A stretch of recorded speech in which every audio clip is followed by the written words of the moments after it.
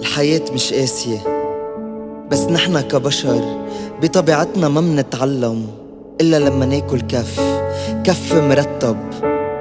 مرات منبقى شايفين الغلط ومنغض النظر، وعارفين إنه في تفاصيل رح تأذينا بس منخاطر. أوقات الكف بعلمنا كتير، بهزنا كلنا.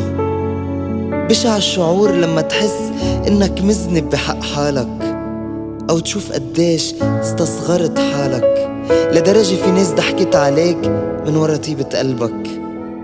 يمكن بتخاف ترجع تعيش نفس التجارب، نفس هالإحساس البشع.